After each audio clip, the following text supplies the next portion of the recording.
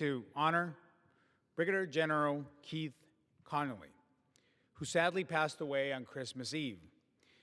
Keith lived a life defined by service, by family, and by purpose. He was married to his wife, Pat, for 65 years, and together they raised 4 children and were blessed with 9 grandchildren and 4 great-grandchildren, with another expected this spring. A devoted husband, father, and the friend, Keith chose a life of service to this country. He served with distinction for 33 years in the United States Air Force as a general officer and a fighter pilot, flying more than 4,800 hours and serving across the United States and overseas, including in Japan, Thailand, and Vietnam. He was awarded 2 Legions of Merit and 7 Air Medals for combat missions, primarily in the Pacific Theater. After retiring to Tucson in 1990, Keith continued serving veterans at Davis Mountain Air Force Base, volunteering more than 23,000 hours over 26 years, helping veterans navigate VA claims. He also recruited and mentored volunteers, assisting thousands through tax assistance programs, and shared with passion for aviation through the Pima Air and Space Museum.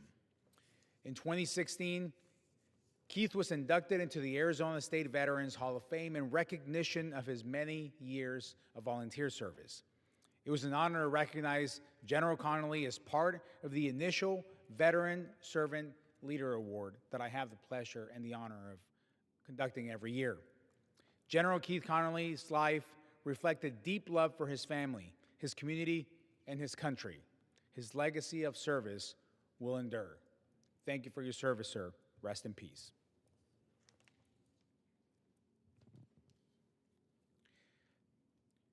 Mr. Speaker, I rise today to congratulate Micah Mountain High School's football team on winning the championship for the 2nd year in a row.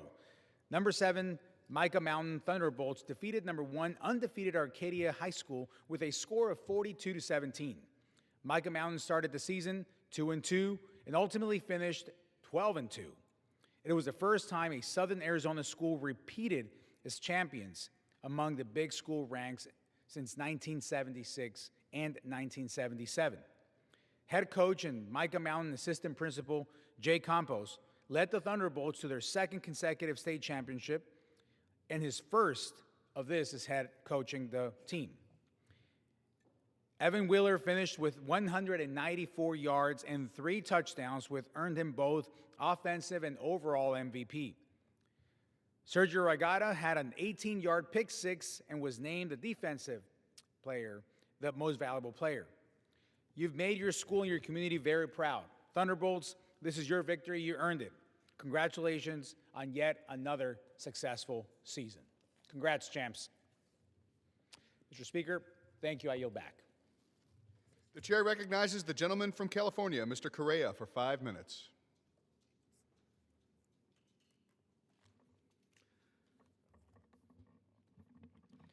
Thank you, Mr. Speaker. Today, I rise to celebrate the memory of one of my constituents, Dolores Owens. She came to Santa Ana 60 years ago when she married Dewey Flournoy. And together, they raised 5 boys. After Dewey's passing, Dolores later married Nettie Owens and continued to build a life rooted in love, family, and faith in Santa Ana. Dolores was a strong and active woman, always cooking for her family, even at the age of 92. And she had a deep love for the Word of God and a heart for the giving, donating to community, and whenever she found anybody in need, she would give, no questions asked. She was a true example of a strong woman and a loving mother who took care of everybody in her community. My prayers are with her family. Thank you, Mr. Speaker.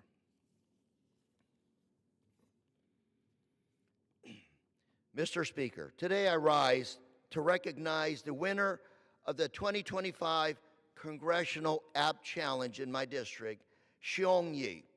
Xiong's app, Mathfluent, helps students understand math by transforming complicated equations into helpful visualized stories. Users can input an equation or a problem, and MathFluent will generate a story or art piece that helps explain the solution. Xiong is a student at Fairmont Prep Academy in my home city of Anaheim, and he is a perfect example of the 21st century students are incorporating technology into their education experience. Today I say congrats, Xiong. Congratulations, well-deserved. Thank you, Mr. Speaker.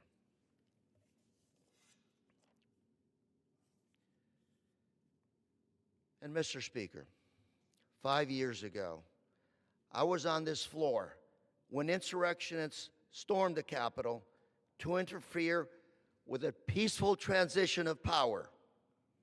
On this anniversary, I remember the brave Capitol police officers who put their lives on the line to protect not only members of Congress, but America's democracy. And today, in 2026, political violence continues to threaten the fabric of our society and of our country. I hope that as we reflect back on January 6th, we look at those memories as a lesson, that we have to stand together and we have to fight, not with violence, but with debate, looking at each other with understanding, the way we have done in this great democratic country for over 250 years. That night of January 6th, it was both Republicans and Democrats that came together after that insurrection that night to make sure we completed the peaceful process of power and make sure that democracy continued to reign in America. Thank you, Mr. Speaker, and I yield. The chair recognizes the gentleman from New York, Mr. Lawler, for 5 minutes.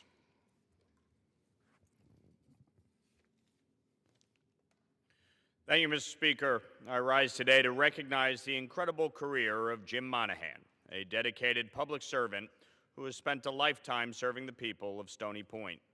Jim's public service began with a 29-year career in the New York City Police Department, where he rose to the rank of lieutenant. And from January 2016 through this past December, he served as the town supervisor of Stony Point, focusing on affordability for families and seniors and ensuring public safety. Before becoming town supervisor, Jim served for 2 years on the town board. A lifelong Rockland County resident, Jim and his wife Jackie have lived in Stony Point for 30 years with their 2 children and now their grandchildren.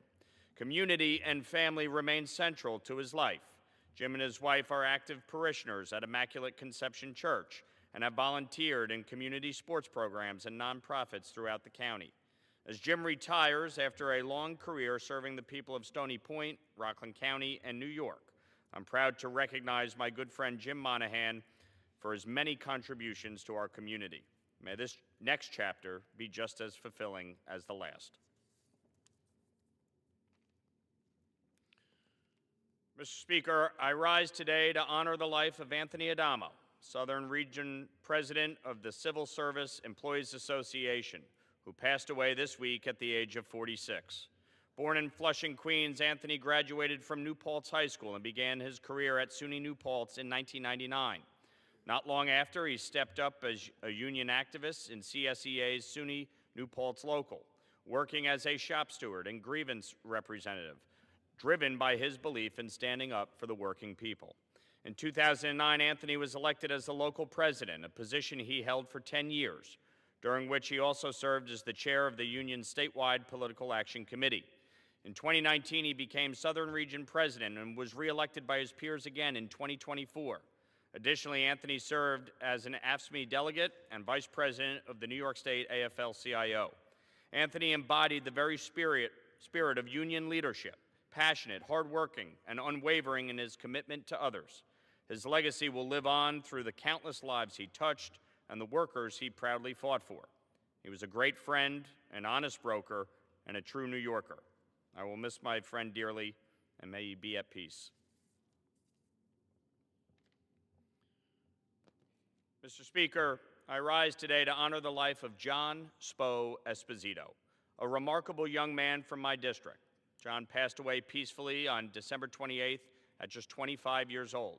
John grew up in Somers, New York, where he graduated from Somers High School in 2018. A proud student athlete, he was a member of the 2016 New York State Championship varsity football team, as well as the track and basketball teams, forming lifelong friendships.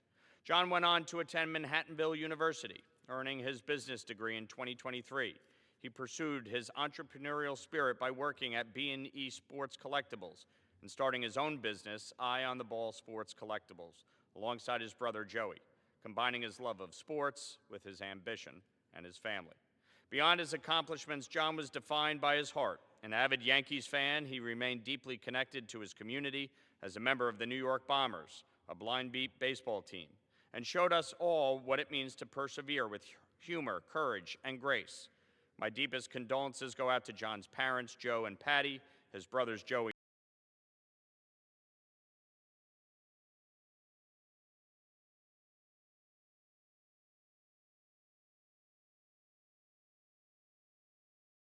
and Michael, and everyone who had the privilege of knowing him.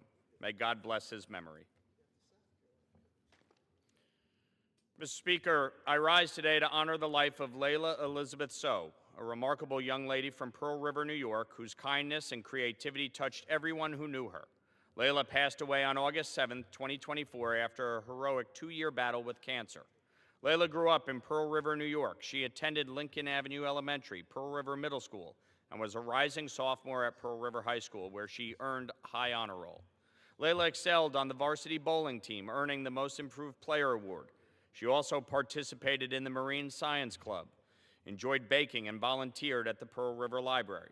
One of Leila's proudest accomplishments was being a founding member of Eagle Scout Troop 97G in New City. Her Eagle project, completed posthumously by Troop 97, transformed 10 55-gallon steel drums into decorative trash cans for the town of Orangetown and earned her the title of Eagle Scout after her final board of review, in which she also became a Life Scout. Leila's legacy reminds us that life isn't always numbered in years, but in the impact we leave behind. Though her time with us and in our community was far too short, Leila's ambition and kindness will endure. May her memory always be a blessing. Mr. Speaker, I rise to honor the life of an extraordinary Orangeburg resident, Peter Grossbeck, who passed away at the beginning of December due to 9/11-related illness. A proud Eagle Scout, a graduate of Tappan Zee High School and of Rockland Community College, Peter dedicated his life to serving others. After working as a technician for ITT in Antarctica, Peter began his career in public safety with the NYPD in 1984, serving as a patrolman in the 44th Precinct in the South Bronx. In 1990, Peter continued his career by joining the FDNY, where he was later assigned to Engine Company 3 in Chelsea and later transferred to Battalion 7, serving with distinction until his retirement in 2018. Peter devoted 45 years of volunteer service to the Blauvelt Volunteer Fire Company, serving as president, chief on 3 occasions, and an active board member, being awarded life membership in 2019. He was a loving husband to his wife, Lisa, for 32 years, a devoted friend, and a man who consistently put others before himself. I extend my deepest condolences to his family, his fellow firefighters, and all those who had the privilege of knowing him. May his memory be a blessing. Mr. Speaker, I yield back. The chair recognizes the gentleman from New York, Mr. Espaillat, for 5 minutes. Mr. Latimer, for 5 minutes.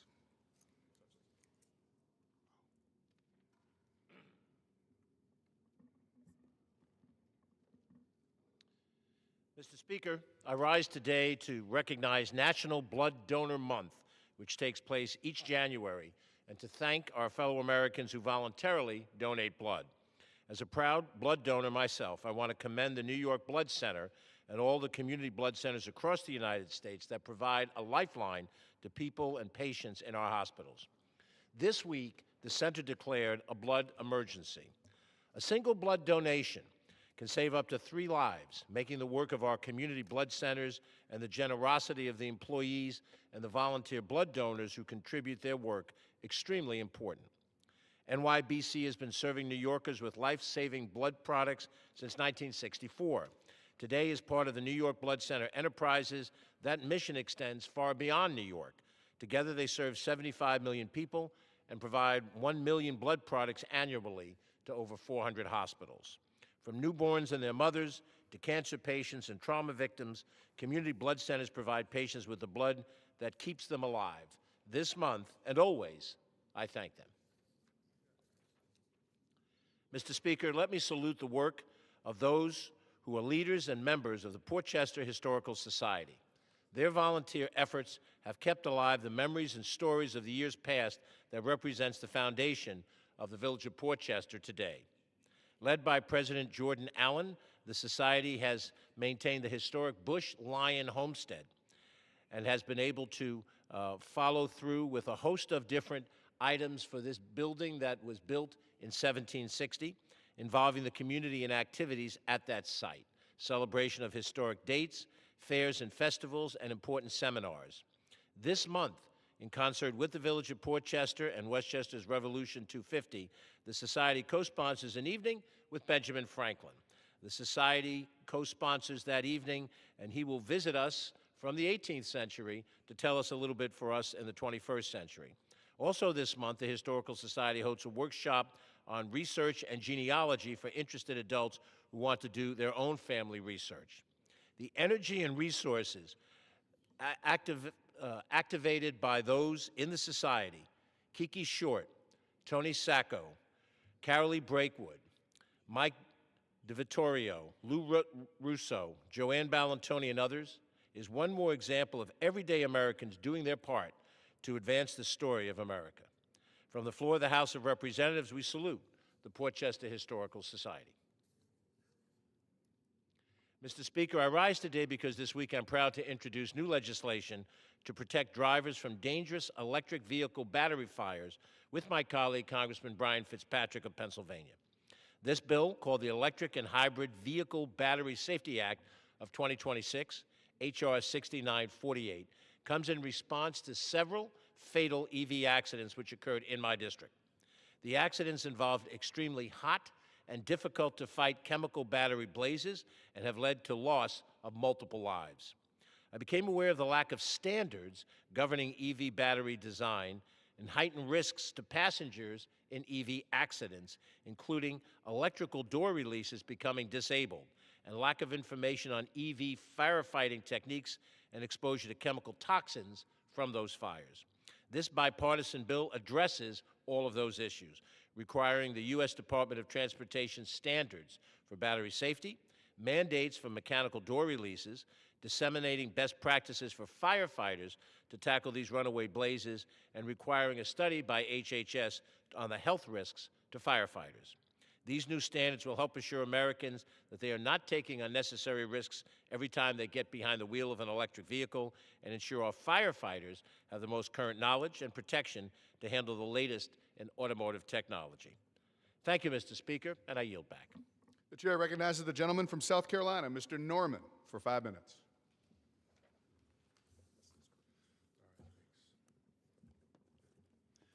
Thank you, Mr. Speaker. I rise today to recognize an exceptional public servant, David McMahon, whose career reflects unwavering leadership, unwavering patriotism, and a true commitment to the security of America. Dave has spent much of his life in service to the state of South Carolina. He grew up in Charleston and today oversees the TSA operations at the Charleston International Airport, along with 5 other airports all across South Carolina. He has served as a federal security director since January 2020, managing operations and directing security efforts all across our great state. Dave's record of service is both extensive and it's remarkable. He has served as an honorary commander with the Coast Guard Base Charleston through the Joint Base Charleston program, and has made equally significant contributions to national security policy through service and on working on various groups. Dave has had a distinguished record of service, and prior to his time with the Coast Guard, Dave served as the Deputy Federal Security Director for Minnesota at the Minneapolis-St. Paul International Airport. He also played a pivotal role as a primary field leader for Super Bowl 52. From assistant federal security director roles to active director positions, Dave has consistently delivered strong leadership and results wherever he was placed.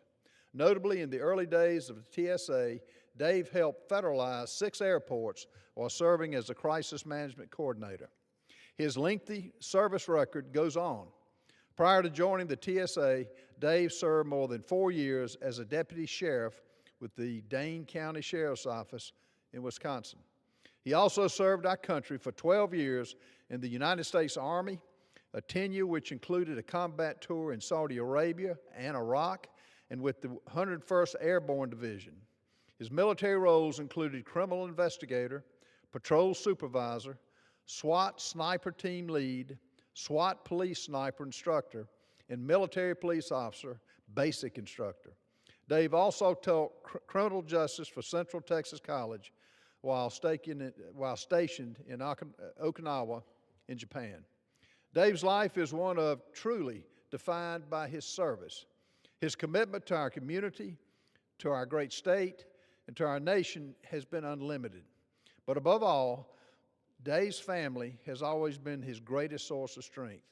Dave has been married to his wife, Jeanette, for over 39 years, and together they have raised 2 sons who continue to their father's proud tradition of service as members of the United States Air Force. Apart from his public service, Dave enjoys being with family and spending time outdoors. Dave McMahon is truly a man of strong character. At every moment, he has continually shown up with integrity, with professionalism, and with a commitment to making his community safer. He represents the very best of public service. On behalf of the people of South Carolina, I am proud to acknowledge that Dave McMahon, for his decades of service, his steadfast leadership, and the example he sets for all of those who follow in his path. As a father, as a soldier, as a public servant, and steadfast South Carolinian, his story is a reminder of the impact one individual can have when they devote their life to the security and well-being of others. On behalf of our great state of South Carolina's 5th Congressional District, thank you, Dave McMahon, and Godspeed in your well-deserved retirement years. Mr. Speaker, I yield back. The chair recognizes the gentleman from New York, Mr. Espaillat, for 5 minutes.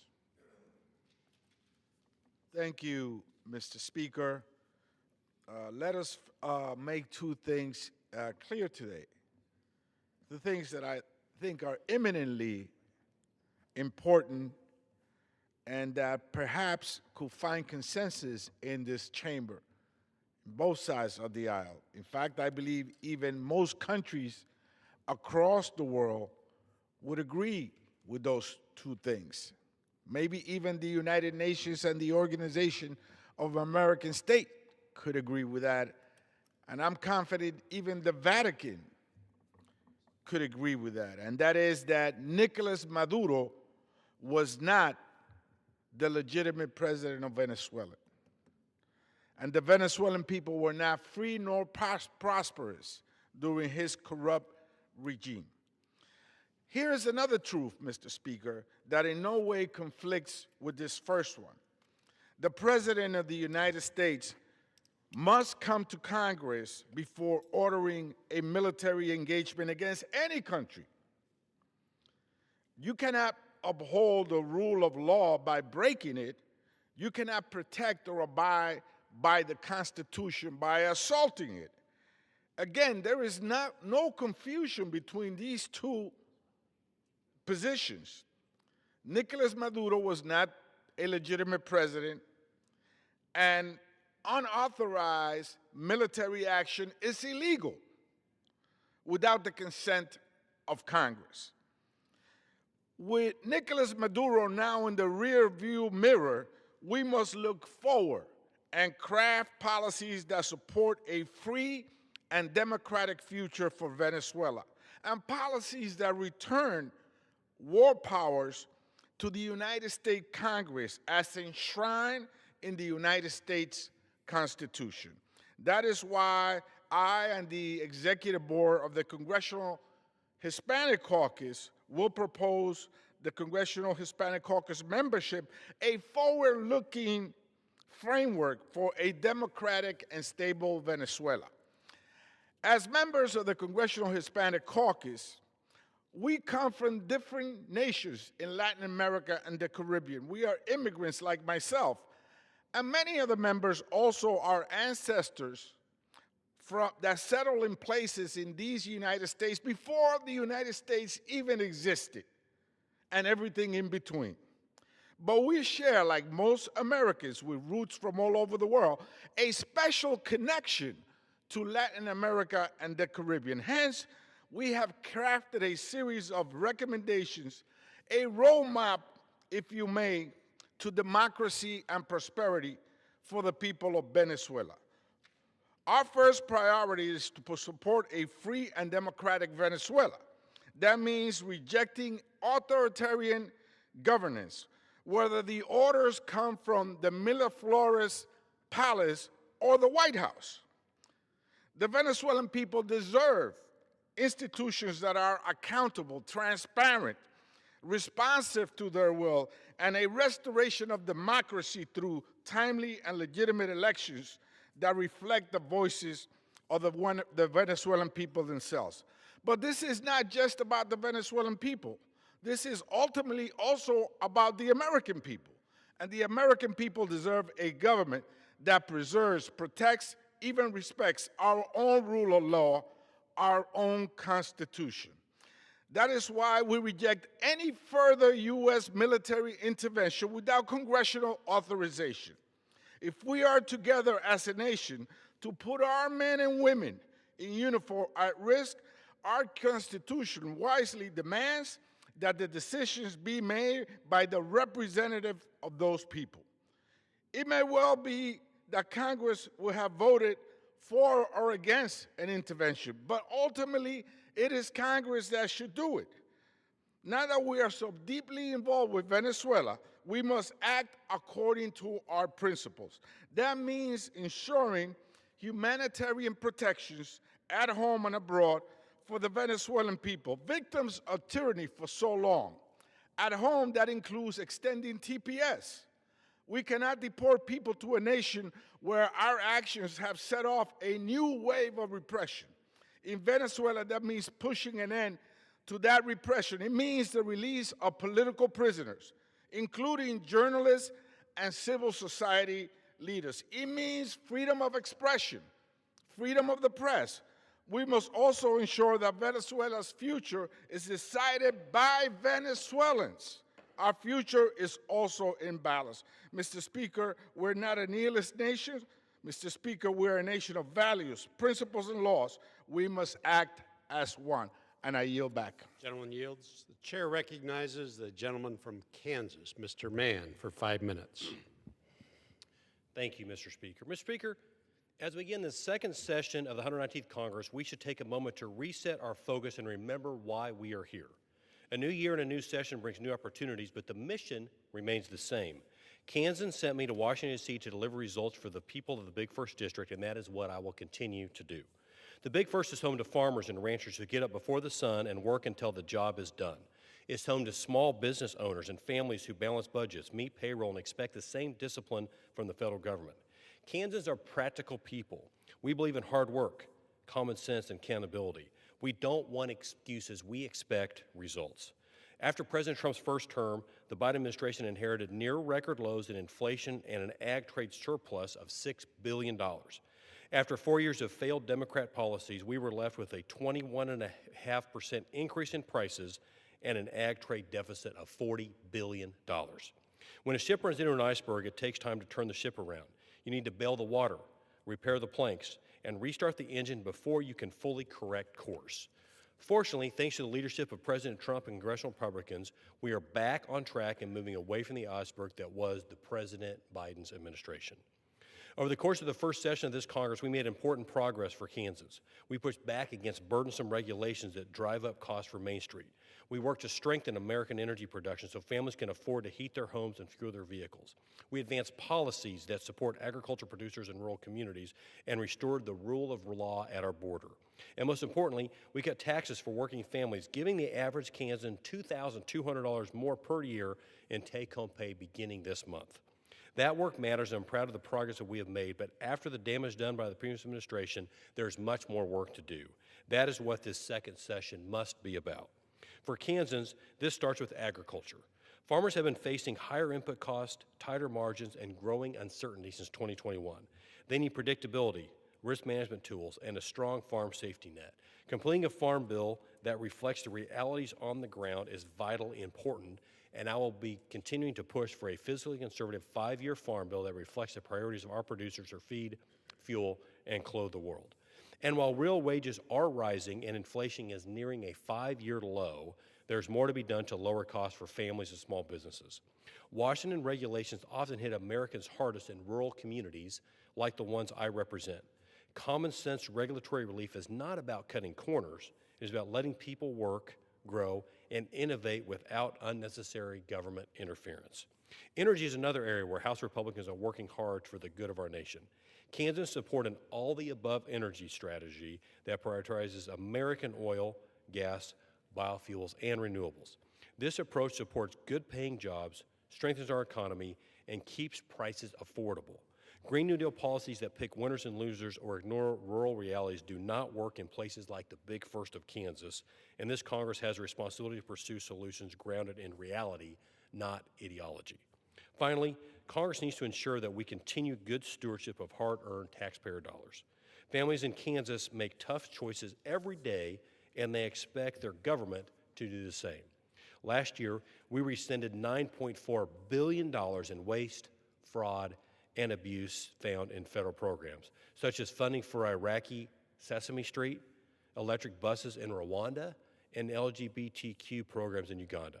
Fiscal responsibility is not optional. It is a basic obligation that House Republicans are focused on each and every day in the 119th Congress. Mr. Speaker, the second session of this Congress is not about starting over. It is about following through. Kansans sent me here to stay focused on results, not political noise. I will continue working to make sure this body delivers real outcomes for the Big First District of Kansas and keeps its promises to the people that we serve. Thank you, Mr. Speaker, and I yield back. The gentleman yields. The chair recognizes the gentleman from California for 5 minutes, Mr. Costa. Without objection. Mr. Speaker, first I would like to say thank you to Steny Hoyer for an incredible career, for being a role model and being my friend. Always, always a class act. I also rise today to speak for the families who are forced to choose between groceries, rent, and health care because prices keep climbing. Affordability is equal to economic stability. Let me repeat that. Affordability is equal to economic stability. And Americans are wondering, they're struggling to pay for groceries, rent, gas, and health care. And so therefore, they are drowning under the cost while promises to lower the cost of living have remained unfulfilled by this administration. On day one, President Trump said he would put America first and lower costs. But instead, he pardoned violent insurrectionists, a mob who attacked this Capitol to overthrow a fair and free election, an attack that resulted in the deaths of 5 law enforcement officers. We were promised America first, but we're seeing is a majority of Americans who have been polled on whether we are headed in the right track or the wrong track believe that we are on the wrong track. This administration has prioritized costly foreign entanglements without transparency of congressional approval, while working families pay the price at home. Instead of protecting the economic well-being of Americans, we are seeing the following: tariff policies that are increasing the cost of essential goods. My farmers are struggling as well as American consumers. Healthcare costs skyrocketing for millions. Critical programs that help families stay afloat under attack, and the cuts in Medicaid and the Affordable Care Act, as well as SNAP and other programs, are taking its toll. Take healthcare as an example. The enhanced premium tax credits that help millions afford coverage are now expired. In California, new enrollments are down 31% last year. Nearly 190,000 families have canceled coverage because they are no longer affordable. Middle-class Americans are earning more than $62,000 are no longer eligible for the federal premium tax credits, doubling cancellations from 8 to 16%. Californians are switching to bronze plans to save premiums, but these plans carry higher deductibles. From pregnancy care or cancer care treatment, costs can more than double compared to silver plans. In my district, over 65,000 families risk losing Medicaid, and another 22,000 families will face higher premiums and out-of-pocket costs. Nationwide, nearly 100,000 American families could lose their coverage each year if Congress fails to act.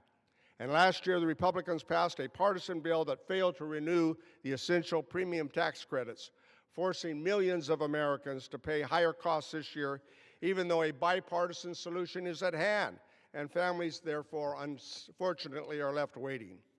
Americans are also struggling with the rising cost of energy, transportation, and other critical services. What we need are bipartisan solutions that create jobs, lower costs, and increase enhanced premium tax credits so millions of American families can afford their health care. What we need is bipartisan legislation that will help rural home ownership, the Continuity Act that I'm carrying legislation that will reduce financing costs. Passing bipartisan legislation on permitting reform to get infrastructure like energy, transportation, and housing projects more quickly approved for working families. Mr. Speaker, we need bipartisan solutions, and they are clear. Congress must act now to ease the costs, expand access to health care, and to invest in the future of our communities throughout the country. The cost of living is not a partisan issue. It's not. It's a matter of fairness, security, and justice. From groceries to gas, from rent to health care, Americans cannot afford to wait any longer. Mr. Speaker, it's time that we get together. It's time for Congress to act in a bipartisan effort to renew the sense of Congress as the people's house, that we can work together. It's time, Mr. Speaker, for Congress to act, and America's people, our American citizens, our constituents, must come first. I yield back the balance of my time. Gentleman from California yields. The chair now recognizes the gentleman from North Carolina, Mr. Moore, for 5 minutes. Thank you, Mr. Speaker. I rise today to honor the life and service of Carl J. Stewart Jr., a proud son of Gaston County, North Carolina, and a former Speaker of the House for the North Carolina House of Representatives, who passed away on December 23rd at the age of 89. Carl grew up in a working-class family as the son of 2 Firestone Mill employees. He earned a scholarship that helped him attend Duke University and Duke University Law School. He then went on to serve in the North Carolina House for 13 years and made history as the first elected Speaker serving 2 consecutive terms.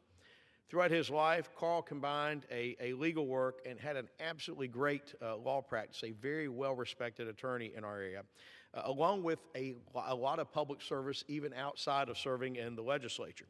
He held leadership roles on the North Carolina Board of Transportation, the North Carolina Economic Development Board, the North Carolina Ports Authority, as well as the North Carolina Ethics Commission.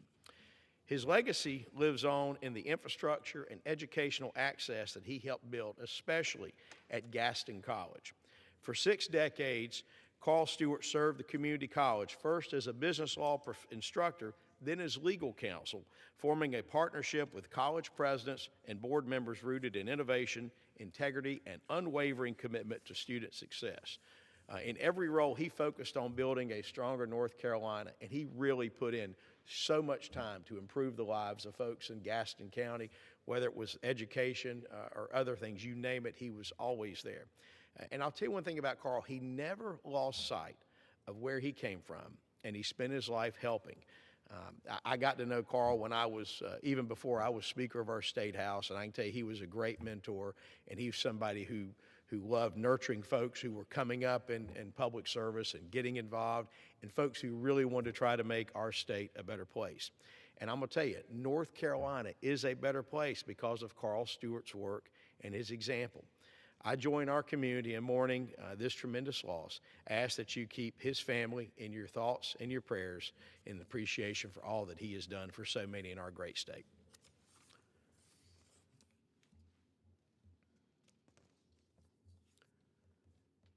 Mr. Speaker, today I rise to honor the life and service of Officer Michael Miles, who passed away unexpectedly earlier this week.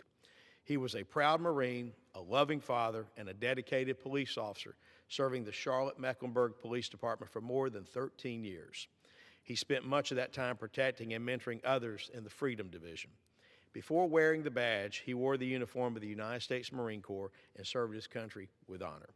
That same spirit of service guided him every day on the job and at home. His sudden passing is a heartbreaking loss for his loved ones, for his fellow officers, and for our entire community. Officer Miles leaves behind his partner Hannah and 4 children. I ask my colleagues to join me in lifting up this family in prayer. With that, Mr. Speaker, I yield back. Gentleman from North Carolina yields. The chair now recognizes the lady from Massachusetts, Ms. Pressley, for 5 minutes. Mr. Speaker, I rise today carrying the voices and the lives of the people of the Massachusetts 7th, whose survival depends on the Affordable Care Act tax credits. The grandmother skipping meals to pay for her prescriptions. The young mom lying awake at night wondering how she'll afford her baby's asthma inhaler if premiums go up. Families like Deborah's in Boston staring down premiums that will double while they care for loved ones, serve their community, and do everything right. These are not abstract numbers. These are real people with real lives and real fears about whether they will be able to see a doctor, fill a prescription, or keep their families healthy. In my district alone, 29,000 people will be forced to pay more for health care if Congress fails to act. And up to 35,000 could lose their coverage entirely. This is a shameful policy choice. And it is a choice by my colleagues across the aisle, and it is a violent one at that. Let me tell you more about Deborah. Her family buys insurance through the Massachusetts Health Connector. Right now, for a family of 5, they pay just over $1,000 a month. If these ACA tax credits expire, they'll pay nearly $2,000 a month for an even worse plan. And that doesn't even include their daughter, who is aged out of the plan, is underpaid at her job, and whose premiums they will have to help cover. Deborah told me they are fortunate they can afford it, but that affordability does come at a cost. Between paying for their premiums, their son's college tuition, and caring for her disabled sister, Deborah's husband, a dedicated public offender, now works weekends just to keep up. As Deborah told me, even work you love shouldn't require you to give up every day of your life just to survive. Mr. Speaker, Deborah's story is no anomaly. It is the reality for millions of families across this country, and this crisis did not happen by accident. No, this is manufactured, man-made. It was manufactured by an occupant of the Oval Office and a Republican Party that is hell-bent on making families poorer, sicker, hungrier, and less safe. The same party that was content to let these life-saving tax credits expire until Democrats had to force them to vote on a clean 3-year extension, the shame and the sham of it all. Dr. King once profoundly said, and his words still ring true today, of all the forms of inequality, injustice in health is the most shocking and inhumane because it often results in physical death. Mr. Speaker, health care isn't a nice to have. It is a fundamental human right. It is a matter of life and death. I urge my colleagues to do right by the people who sent you here and join us in passing this extension before it is too late. Mr. Speaker, I rise to congratulate the Massachusetts 7's very own Super Bowl champions, the Randolph High School Blue Devils. Showcasing electric offense and stifling defense, the Blue Devils shut out West Boylston at Gillette Stadium, capping off an undefeated season with another championship. These student athletes have made their school and families proud and proven to themselves and the Commonwealth that the town of Randolph has the talent, commitment, and the tenacity to succeed on and off the field. To Superintendent Stovall Herndon, to Principal Licorice, to Head Coach John Marshall, the players and the entire team, thank you for putting teamwork on display at the highest level, and congratulations on earning the Division VIII Super Bowl title. Go Blue Devils.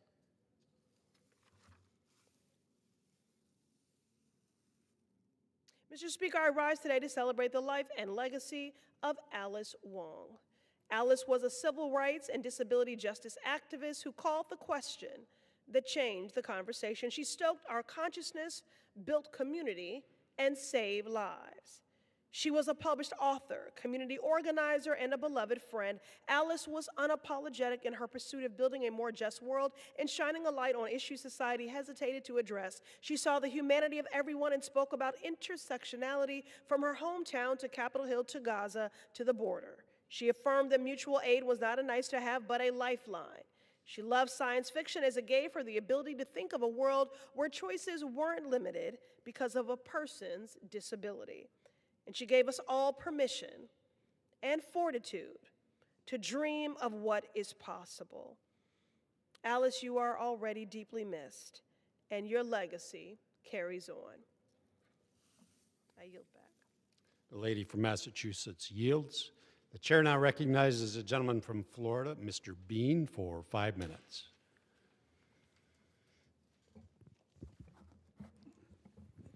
Thank you very much, Mr. Speaker. Mr. Speaker, some achievements don't just earn applause, they open the door for others. Today we honor someone who's done just exactly that. Miley Meredith, the first female Eagle Scout in Nassau County, Florida.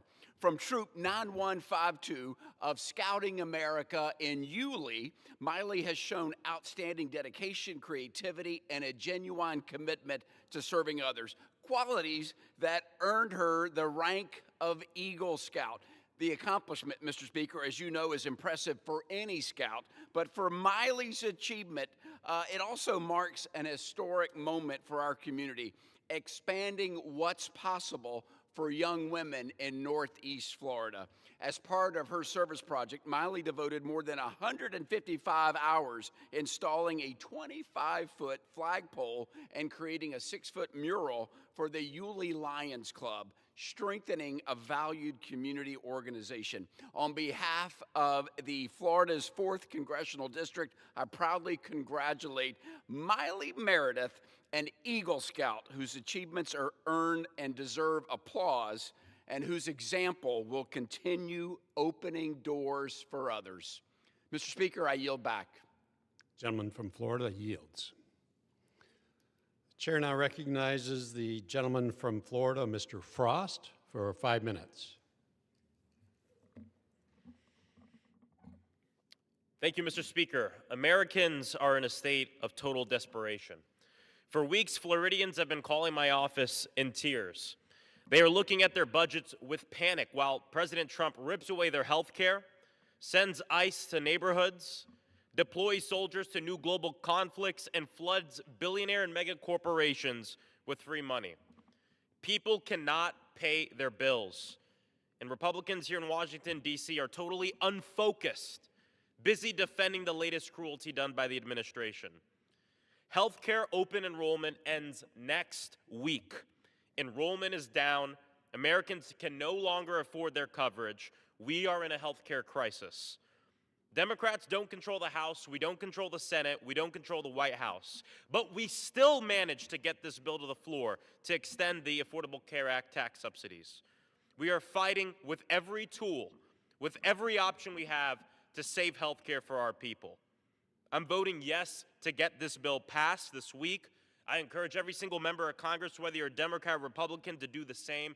And I say this as someone who represents a community in the state of Florida, the largest Affordable Care Act marketplace in the entire country.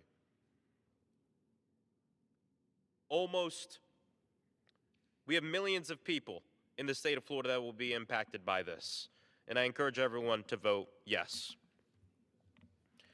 Mr. Speaker, I rise today deeply disturbed and distraught and angered by the shooting and the killing of Renee Nicole Good by an ICE agent that happened just yesterday in Minneapolis.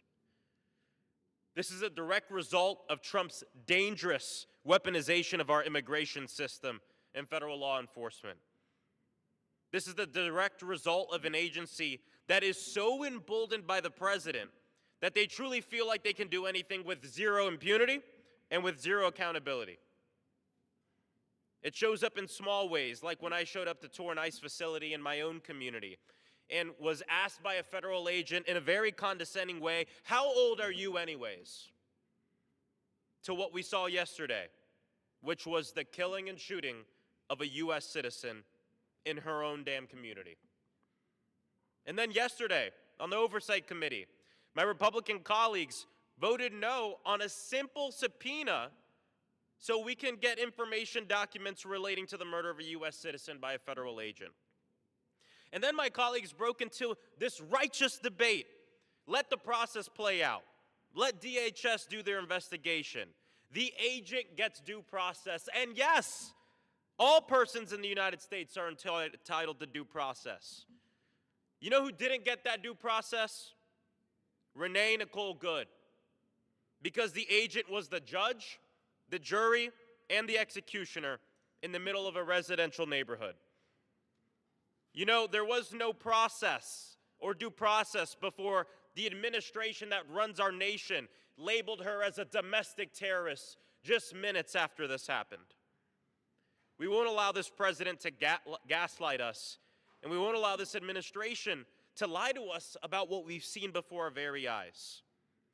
Not only am I going to vote no on any funding bills that gives this agency more resources to do this type of thing and terrorize our communities from the state of Florida to across this entire nation, but I'm going to continue to show up physically at bases of operation, field offices, detention centers, and the so-called Alligator Alcatraz to conduct oversight and work with our communities to keep our people safe. Renee Nicole Good was a mother of 3, had a daughter and a son aged 15 and 12, and a 6-year-old with her husband who tragically died in 2023. She was a devout Christian who participated in youth mission trips to Northern Ireland when she was younger. And according to multiple reports, she was a poet, a writer, a wife. She was a mother. She had lived most of her life in Colorado, briefly moved to Kansas to stay with her parents after her second husband, a military veteran who suffered from PTSD, died in 2023. And we'll honor her life with action. Of course, fighting to end gun violence, because what happened yesterday was gun violence, but also to fight to end ISIS campaign of terror on our communities and on our people. Thank you, Mr. Speaker. I yield back. Gentleman yields. Members are reminded to refrain from engaging in personalities towards the president.